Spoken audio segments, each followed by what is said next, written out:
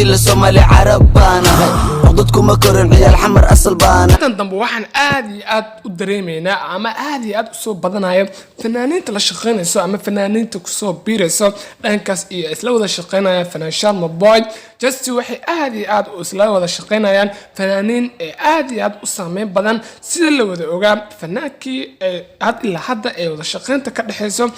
fanaankeenan iyo financial moboy sida la wada ogayaa fanaankeenan levelku taagan iyo haddana wuxuu u muujinayaa financial moboy garab istaag aad u baasan waana wax aad u qurux badan in aad mar walba soo garab qabato dhalinyarada ka yar ama fanaaniinta ka yar in aad garab qabto aad meesha taagan tahay ama meesha meel ka sareyso aad geyso waana wax just ay ku wada farxeen Soomaalida ama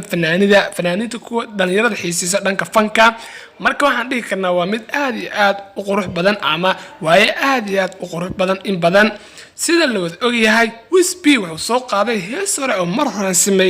sameeyay Wisby waxa ayaatan dambe soo shacbaxayo in ay dhanka fankiisa oo aad isigana u hormariyay ama dhanka eriyadiisa in isla soo heeseen ama hees ay talent isla soo qaadeen financial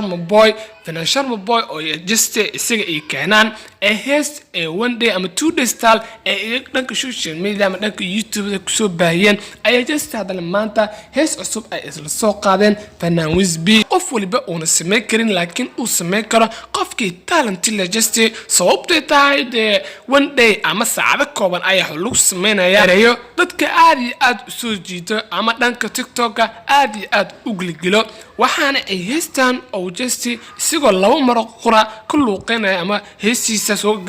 dhaxgashanaya eriyadiisa ayuu just haddana waxay labadaas eray noqonayaan laba eray oo qarxda ama saameyn badan ku leh dhalinyarada ay xiisayso oo dhanka TikTok ay iskaga soo duubaan marka waxaan dhihi karnaa Wisby isaga haantiisna wuxuu sameynayaa horumar waa aad ay qurux badan tahay in fanaan ka sareeyo ama fanaan isku level teen ama